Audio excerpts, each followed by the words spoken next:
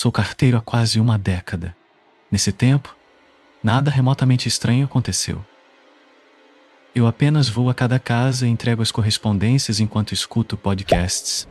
Às vezes, aceno para os moradores se eles estiverem do lado de fora. Meu trabalho é provavelmente a coisa mais estável na minha vida. Mas tudo isso mudou algumas semanas atrás. Foi quando comecei a receber as cartas pretas. Pelo menos, era assim que eu as chamava. Eram envelopes pretos com letras prateadas. Sem remetente. Sem selo também. O que era estranho. Eles não deveriam ter conseguido entrar no meu caminhão de correio sem selo. Eu não sabia o que fazer com eles. Mas quando mencionei isso ao meu chefe, ele estava muito ocupado para se importar. Então, eu as entreguei com o resto da correspondência. Imaginei que fossem algum tipo de convite temático ou algo assim. Talvez uma festa de aniversário gótica de um adolescente. Talvez até um funeral. Eu não tinha certeza. E não perdi muito tempo pensando nisso. Mas então, mais delas começaram a aparecer. Todas pareciam iguais. Um envelope preto puro, com a mesma letra cursiva. Sem selo, sem remetente. Comecei a me sentir um pouco estranho sobre isso. Porque se fossem convites, teriam sido todos enviados ao mesmo tempo. Estes estavam sendo enviados ao longo de 2 semanas. Eu estava curioso para saber o que havia dentro. Mas é claro, abrir a correspondência de outra pessoa é um crime federal. Então, eu não os abri. Eu apenas continuei entregando-os. Talvez fosse uma nova campanha de marketing. Talvez para algo gótico ou ousado, como uma nova hot topic, ou algo assim. Eu não sei, sou um cara solteiro de 35 anos e não tenho ideia do que as crianças gostam hoje em dia. Eventualmente reconheci um nome em um dos envelopes. Richard Fraser. Ele não era um amigo, nem nada, mas eu o encontrei algumas vezes. Ele costumava passear com seu corgi pelo bairro, e o cachorro latia para mim constantemente. Desacelerei o caminhão de correio quando cheguei à sua caixa de correio. Olhei para as letras prateadas. Richard Fraser, 15 Robin Court. Balançando a cabeça, inclinei-me. Abri a caixa de correio e deslizei-a para dentro com o resto da correspondência. 2 dias depois, Richard Fraser estava morto. Encontrei sua viúva passeando com o cachorro. Ela parecia muito deslocada, alta e magra, com o rosto cheio de maquiagem, andando atrás deste corgi selvagem e latindo. Desacelerei o caminhão. Oi, onde está Richard? Eu estava realmente esperando perguntar a ele sobre a carta, se eu pudesse trazer o assunto, naturalmente. Sua expressão imediatamente escureceu. Richard faleceu, respondeu ela. Ela me contou toda a história. Ele estava com ótima saúde, ótima forma. Mas ele teve um aneurisma cerebral e morreu repentinamente. Simples assim. Os médicos não conseguem prever, disse ela, com a voz embargada. Então não tínhamos ideia. Eu não sabia o que dizer. Eu dei a ela meus pêsames. Então fui embora, continuando meu caminho.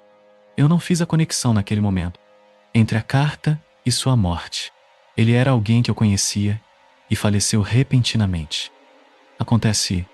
Mas então, as coisas começaram a ficar realmente estranhas. Alguns dias depois de ouvir sobre a morte de Richard, recebi outra carta endereçada a ele. Parecia idêntica à primeira. Envelope preto, sem remetente ou selo e letras cursivas. Mas havia uma diferença importante. Tinha um endereço diferente. Não 15 Robin Court, mas 153 Elm Road. Olhei para o envelope confuso. Richard não havia se mudado para o outro lado da cidade. Ele estava morto. Talvez esse seja o endereço do escritório dele? Eu pensei. Mas eu nunca tinha visto nenhum escritório na Elm Road. Era uma estrada sinuosa através da floresta, com algumas casas unifamiliares nela. Por que essa pessoa enviaria a ele 2 cópias do convite? Ou o que quer que fosse. E eles não saberiam que ele já havia falecido? Eu dirigi pela Elm Road, deixando vários pacotes de correspondência. Quando cheguei à caixa de correio número 151, olhei para cima, sabendo que a próxima casa seria onde eu deveria entregar a carta de Richard. Havia apenas um problema. Não era uma casa. Era o cemitério. Peguei meu telefone e digitei o endereço apenas para ter certeza. Mas estava correto. A carta de Richard havia sido endereçada ao cemitério. E agora, quando olhei a carta mais de perto, notei que havia algo escrito embaixo da linha do endereço. As letras P e L seguidas do número 56. Poderia ser lote número 56? Estacionei no estacionamento do cemitério, saí do meu caminhão e comecei a andar pelo cemitério. Levei 20 minutos até que eu estivesse em frente a um túmulo. A terra estava recém-revirada, e o nome na lápide dizia Richard Fraser. Fiquei parado por um momento, confuso. Se eu não tivesse visto nenhuma das outras cartas pretas, teria presumido que um ente querido estava enviando uma carta para seu lote. Talvez até um neto, como uma carta para o Papai Noel, uma maneira de eles expressarem seus sentimentos, de lamentar. Mas por que alguém enviaria esta carta preta para Richard? Descobriria que ele morreu e enviaria outra para seu túmulo. Parecia algum tipo de piada mórbida. Sem saber mais o que fazer, coloquei a carta contra sua lápide. Talvez quem a enviou visitasse seu túmulo e visse que ela havia sido entregue. Fiz uma nota mental, no entanto. Se eu visse outras cartas endereçadas a 153 Elm Road, eu simplesmente as daria ao meu chefe e deixaria que ele lidasse com isso. No dia seguinte, encontrei outro envelope preto no correio, não endereçado ao cemitério, mas a uma casa perto do lago, endereçada a uma Brianna Chen. Eu não pensei muito nisso. Até mais tarde naquela noite, quando eu estava navegando nas notícias locais e vi a manchete: mulher local morre em acidente de carro na Rota 72. Seu nome era Brianna Chen.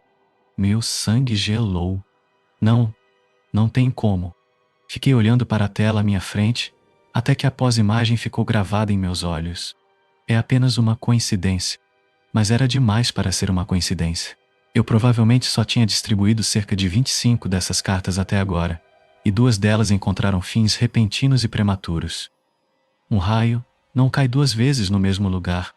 E os outros... Havia alguns outros nomes dos quais me lembrava, só porque eram tão ridículos.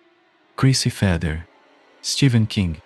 Com um V, em vez de um PH, pesquisei os 2 no Google. Meu estômago revirou. Eles estavam mortos. Chrissy morreu de uma reação alérgica e Stephen foi atropelado por um carro enquanto atravessava a rua. Olhei para suas páginas de obituário, meu coração batendo forte. Não tem como isso ser uma coincidência. As cartas, elas estão matando essas pessoas? Ou talvez apenas prevendo o futuro? Estou ajudando essas pessoas a morrer ao entregar essas cartas? Logo pela manhã, fui ao meu chefe e contei tudo a ele, que parecia que todos que receberam um dos envelopes pretos morreram. Ele riu de mim. É apenas uma coincidência. Com 8 bilhões de pessoas no mundo e tantas coisas acontecendo com elas, é provável que haja algumas coincidências realmente estranhas. E o que devemos fazer afinal? Parar de entregar a correspondência, ele me diz. Acho que não devemos entregar essas cartas. Elas nem têm selos. Apontei para um dos envelopes para mostrar a ele. Seu rosto escureceu. Eles não têm selos? Eu te disse isso há algumas semanas, quando te contei sobre as cartas pela primeira vez. Ele balançou a cabeça. Eu não ouvi você, eu acho. Desculpe. Então, ele se levantou e foi para o corredor. Stan! Ele chamou. Stan! E então eu estava sozinho. Ok. Então isso foi basicamente permissão para remover todas as cartas pretas. Certo. Elas não tinham selos. Elas nunca deveriam ter sido permitidas para serem classificadas no correio em primeiro lugar. Eu deveria estar livre se não entregar essas cartas. E talvez isso pare as mortes. Naquele dia, enquanto fazia minha rota habitual, encontrei 2 cartas pretas. Uma endereçada a Hector Garcia e outra endereçada a Ana Ivan. Coloquei as 2 no bolso e continuei como se nada tivesse acontecido. Quando cheguei em casa, peguei as cartas. Parecia errado tê-las em minha casa, na mesa da minha cozinha. Então, o que eu faço com elas agora? Eu pensei, jogá-las fora?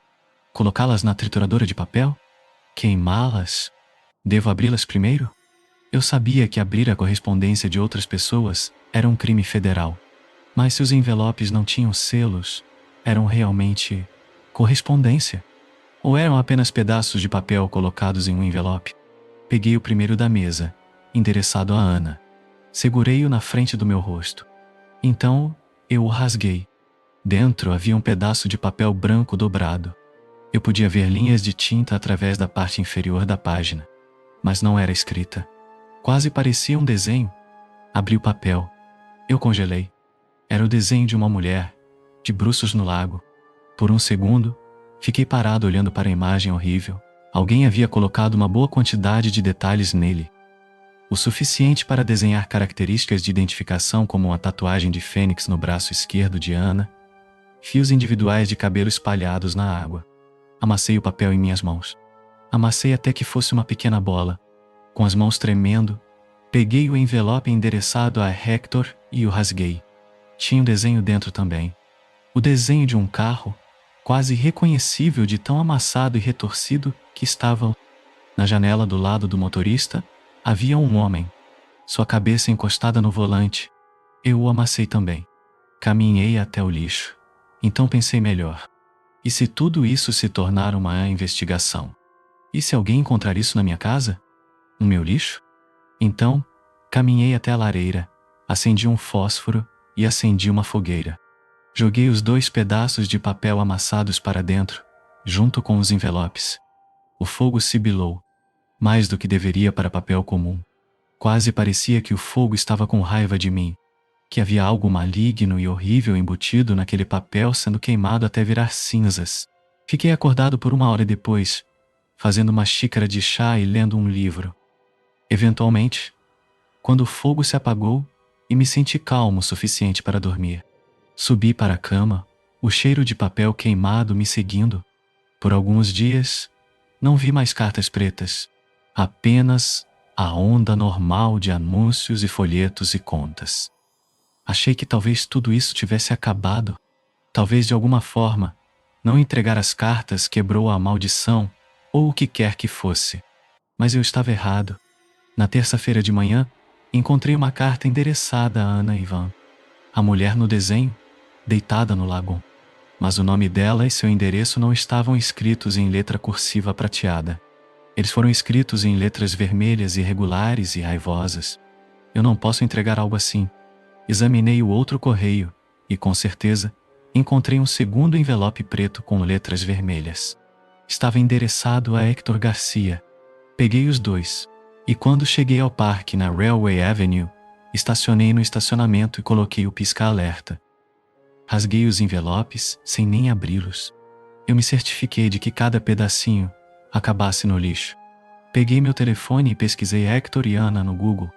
Nenhum obituário ou artigo de notícias apareceu. Talvez eu tenha evitado suas mortes ao me recusar a entregar as cartas. Isso seria ridículo, certo? Mais do que isso, quem está escrevendo essas cartas afinal? Respirei fundo e soltei. Então afastei os pensamentos da minha mente e entrei na estrada. Mesmo com todas as cartas estranhas, eu ainda tinha trabalho a fazer. As coisas correram bem naquele dia, na maior parte. O Doberman Tulip Avenue latiu muito para mim. Mas fora isso, foi um dia tranquilo. Até chegar ao último pacote de correspondência. Havia outra carta preta que eu não tinha visto. Ela estava bem escondida, imprensada entre 2 panfletos de mala direta. Meu coração começou a bater forte.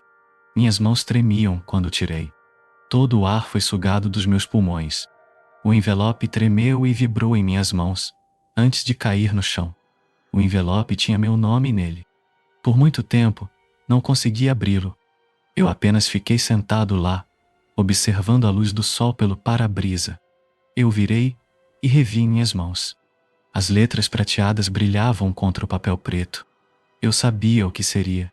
Um desenho perturbador e horrível da minha própria morte. E eu não podia abri-lo, não podia recebê-lo. Abri-lo pode causar minha morte. Esse parecia ser o caso de Richard Fraser, Brianna Chan e todos os outros. Voltei para o parque.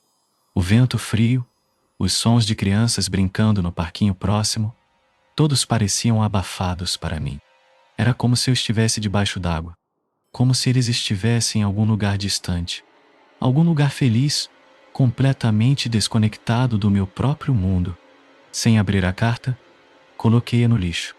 Então entreguei a última parte da correspondência e voltei para os correios. Certifiquei-me de trancar todas as portas e janelas assim que cheguei em casa. Acordei mais tarde que o normal no dia seguinte. Não dormi bem naquela noite. Eu continuei acordando, uma e outra vez, sem motivo. Eu deveria falar com alguém sobre isso, pensei. Falar com alguém sobre as cartas. Eu já tinha contado ao meu chefe, mas a solução dele era apenas não entregar as cartas. Claramente, isso não é suficiente. Eu não ia contar para minha namorada. Só estávamos nos vendo há um mês e eu não queria assustá-la, ou fazê-la pensar que eu era algum tipo de esquisito supersticioso. Mas eu tinha que contar para alguém. Infelizmente, eu ainda tinha que aparecer para o trabalho. Então peguei meu café e corri para o meu carro. Mas, segundos depois, pisei no freio. Minha caixa de correio estava aberta. E havia algo dentro. Não o correio normal. Ninguém entregou o correio ainda. Não. Era apenas uma única carta. Um único envelope preto dentro da minha caixa de correio. Meu coração caiu. Parei o carro e saí. Fui até lá e tirei a carta. Sem remetente, sem selo. Alguém o entregou em mãos. E a escrita nele não era prateada desta vez. Era vermelho sangue, assim como as segundas cartas de Ana e Hector. Engoli em seco, minha garganta seca. Eles sabem o que eu estou fazendo. Eles devem ter me visto me livrando de suas cartas. O pensamento de que alguém está seguindo cada movimento meu fez meu estômago revirar. Isso é uma ameaça. Eu não ia abrir, obviamente. Em vez disso, voltei para a garagem e coloquei o carro no estacionamento. Uma vez em segurança lá dentro, peguei meu telefone. Daqui eu poderia acessar a câmera da minha campainha. Talvez tenha capturado quem entregou a carta. Rolei pela filmagem capturada. 7h05 da manhã, houve movimento detectado. Era o ônibus escolar, pegando os vizinhos. Toquei no próximo, tirado às 5h28. Mas era apenas um inseto voando pela varanda. O próximo foi tirado às 3h42 da manhã. Quando toquei em play, meu coração caiu. Por alguns segundos, eu apenas vi imagens da minha varanda. Sombras escuras e granuladas se moviam na rua. Mas quando apertei os olhos para a tela, vi algo. Uma figura, alta e magra, aproximando-se da minha caixa de correio pela esquerda. Não havia carros ou faróis visíveis. Apenas esta figura, mal visível na filmagem granulada, abrindo minha caixa de correio. Ele colocou algo dentro antes de fechá-lo. Então, por um momento, eles pararam. Eles estavam olhando para minha casa, bem na câmera da campainha, como se soubessem que eu assistiria a esta filmagem mais tarde. Então, eles foram embora, desaparecendo do lado direito do quadro. Ok, é hora de chamar a polícia. Eu tinha evidências dessa pessoa, agora entregando esta carta estranha. Eles estavam enviando-os por toda a cidade. Claro, você não podia ver o rosto deles ou qualquer outra coisa sobre eles, mas era uma evidência. Eles não podiam me dizer que eu estava imaginando coisas. Eu não estava louco. Essa pessoa sabia meu endereço e veio à minha casa no meio da noite. Mandei uma mensagem para meu chefe dizendo que não poderia ir trabalhar naquele dia. Então liguei para a polícia. Você já tentou rastrear as cartas? Perguntou a oficial. A oficial Martinez me encarou, as mãos cruzadas sobre o peito. Ela não parecia muito interessada em tudo isso. Mesmo depois que eu mostrei a ela o vídeo como prova dessa pessoa. A carta preta endereçada a mim ainda está fechada. Está lacrada em um saquinho no meio da mesa. Você não pode rastreá-los. Eles não têm selos, então não estão marcados nem nada, expliquei. E você não tem as outras cartas? As que têm os desenhos violentos que você abriu? Ela perguntou. Não. Eu os joguei fora. Eu sabia que mentir para a polícia era ruim, mas senti que dizer a ela que os queimei me faria parecer que eu tinha algo a esconder. Bem, eu recomendaria colocar outra câmera em sua caixa de correio caso eles façam isso de novo. É tecnicamente contra a lei colocar algo na caixa de correio de alguém assim. Ela travou os olhos comigo. Vou levar isso de volta e abrir agora. Ok? Eu balancei a cabeça. Ela saiu com a carta. Não pude deixar de imaginar o que poderia estar no papel. Um desenho meu, sendo esfaqueado por uma pessoa sem rosto na escuridão. Eu, caído contra o volante, nos destroços do meu carro. Eu, sendo perseguido pela rua por aquela figura alta e escura. A oficial Martinez não voltou por quase meia hora. Quando ela finalmente voltou, ela trouxe a carta de volta em uma sacola e a ergueu para que eu lesse. Não era um desenho. Eram apenas 3 palavras, todas em maiúsculas, escritas em tinta vermelho-sangue. Entregue as cartas, disse ela. Parece que essa pessoa está com raiva porque você não entregou as cartas dela. Eu não ficaria preocupada com isso. É provavelmente apenas algum adolescente pregando uma peça usada. Vimos coisas muito piores das crianças por aqui, honestamente. Então você não acha que estou em perigo? Eu perguntei. Não, eu não acho, respondeu ela. Mas coloque uma câmera na caixa de correio para que possamos pegá-los. Mas todas as mortes combinam com as pessoas que receberam cartas, insisti. É muita coincidência. Sim? E eu ficaria preocupada se todas aquelas pessoas tivessem morrido de mortes violentas e inexplicáveis, respondeu ela. Mas como você disse, Richard Fraser morreu de um aneurisma e Breonna Chen morreu em um acidente de carro. Isso é tudo que é. Um monte de coincidências. Agradeci pelo tempo dela e saí da delegacia. Tive a sensação de que ela achava que eu estava pirando por nada. Para ser justo com ela, acho que ela tinha visto coisas piores como policial do que algumas cartas assustadoras. Mas adolescente ou não, essa pessoa sabia onde eu morava. Quem sabe o que eles fariam comigo a seguir? Eu ou qualquer outra pessoa a quem essas cartas sejam endereçadas. Tirei o resto do dia de folga e comprei uma pequena câmera. Coloquei-o embaixo da caixa de correio, onde não podia ser visto. Então fui para a cama. Não tenho certeza se realmente queria mais imagens de figuras altas e sombrias na frente da minha casa.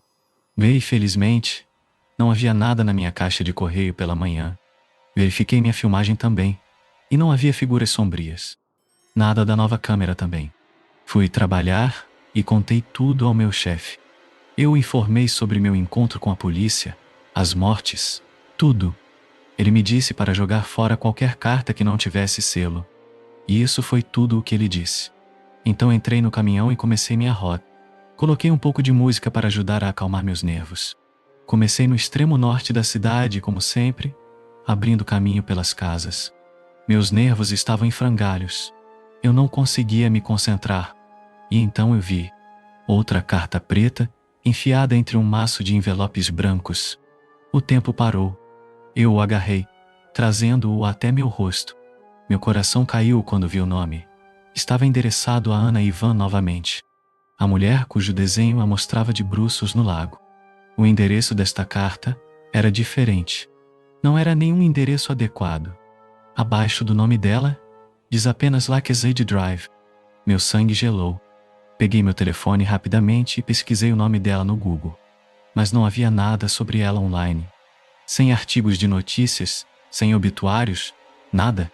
O caroço cresceu na minha garganta. Liguei o caminhão e fui em direção ao lago. Eu precisava saber. Talvez eu pudesse avisá-la. Salvá-la até. Enquanto dirigia pela Lakeside Drive, estudei a costa. Me deixou doente, mas eu estava procurando por um corpo. Procurando por Ana. Finalmente estacionei no estacionamento da praia. Estava vazio. Está isolado, porque está muito frio para nadar. Devo ligar para meu chefe? Ou para a polícia? Alguém? Enquanto eu estava sentado lá pensando sobre meu próximo passo, eu vi um ponto de rosa neon brilhante à distância, balançando para cima e para baixo perto da costa, a cerca de 30 metros de distância. Não. Saí do carro e corri para a praia. Minhas botas afundaram na areia. O vento frio açoitou meu rosto. O ponto rosa neon se aproximou. No fundo, eu sabia que era ela. Eu sabia que era a Ana. Mesmo que eu não tivesse entregue as cartas, ela ainda tinha morrido. O desenho se tornou realidade. Liguei para a polícia. Eu não conseguia chegar mais perto, sem realmente nadar até ela. Então eu apenas fiquei lá, olhando para o ponto rosa até que eles chegaram. Quando o fizeram, eu os observei remar até ela. Eles não me disseram o que estava acontecendo, mas pelo olhar em seus rostos eu sabia. Eles encontraram um cadáver. Abri o envelope. Aquele endereçado a Ana, na Lakeside Drive. Eram apenas 2 palavras, escritas em letras vermelhas irregulares. Sinto muito. Eu não terminei minha rota. Fui para casa e fechei as portas, me trancando. A única opção era sair do meu emprego. Era óbvio. Não havia outra saída. Certamente a polícia estaria levando a coisa toda mais a sério. Agora, desde que encontraram Ana. Mas eu não me importei. Eu só queria sair. Não consegui dormir naquela noite. Me virei e me revirei, pensando nas cartas, em Ana, na água. Eu deveria tê-la avisado. Achei que destruir as cartas era o suficiente. Por que não avisei? Eu sabia onde ela morava. Eu poderia ter batido na porta dela, mas ainda posso avisar Hector. Procurei o número dele online. Disquei por volta de 1 da manhã. Ele não atendeu, é claro, mas continuei tentando até ver que eram quase 3. Deixei um correio de voz, mas provavelmente parecia louco. Não importava. Eu precisava dizer a ele. E então, quando eu estava prestes a adormecer, meu telefone tocou. Eu o peguei. Era uma notificação. Uma notificação da câmera na caixa de correio. Tem algo lá fora. Meu sangue gelou. Minhas mãos tremendo. Toquei na notificação. Eles estavam usando uma máscara desta vez. Uma máscara de plástico branca com um largo sorriso aberto. Os recortes dos olhos eram pretos, olhando para a câmera. Deixei cair o telefone. Corri até a cômoda e arrastei-a sobre minha porta. Preciso chamar a polícia. Mas quando peguei meu telefone de novo, a pessoa tinha ido embora. Afastei o feed da câmera para discar 911 quando ouvi passos, bem do lado de fora da minha porta.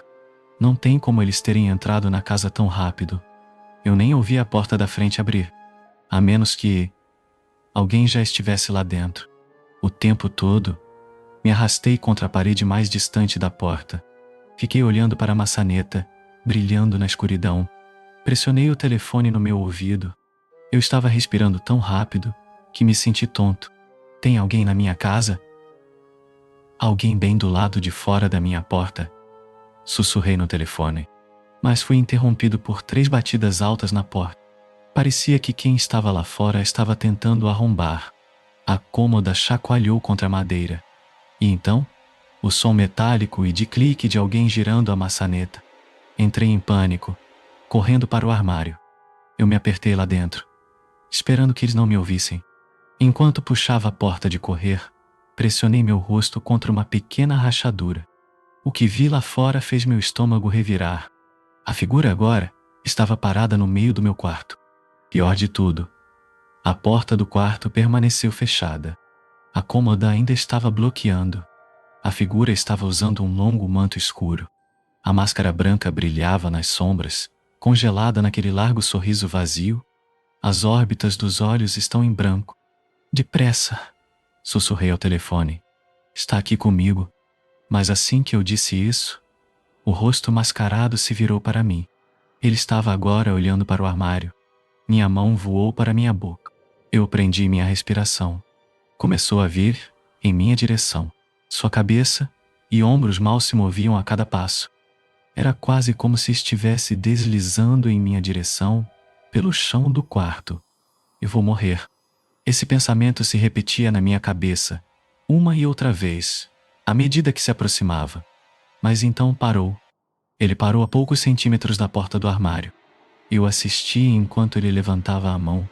Os dedos eram incrivelmente longos, com muitas articulações nos dedos. Sua carne era tão escura quanto as órbitas ocas de seus olhos. Comecei a me perguntar sobre seu rosto. Talvez não estivesse usando uma máscara. Mas antes que eu pudesse realmente pensar sobre isso, percebi algo. Havia algo em sua mão. Uma carta. A coisa enfiou a carta pela fresta das portas do armário. Com um som vibrante, ela ricocheteou em minhas pernas e caiu no chão. Observei enquanto ela se acomodava entre meus pés. Quando olhei para cima novamente, a figura tinha ido embora. Não saí do armário. Nem me mexi, até ouvir as sirenes. Eles revistaram a casa, mas eu sabia que não encontrariam nada. Seja lá o que for aquela coisa, não era deste mundo. Depois que eles foram embora, voltei para o meu quarto. Lá, no chão do armário, estava a carta. Só que não era uma carta. Não era um envelope desta vez. Era apenas um pedaço de papel preto. No papel havia uma única frase, escrita em letra cursiva prateada. Uma frase que me fez perceber que eu tinha feito tudo errado, que eu não entendia a situação. Dizia: eu estava apenas tentando avisá-los.